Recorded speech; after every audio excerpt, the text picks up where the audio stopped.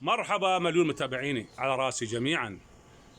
أنا الآن في مزرعة ابن العم الغالي الأستاذ عبد الكريم الطه أبو حاتم، مدير مدير مكتب العمل ببقيق.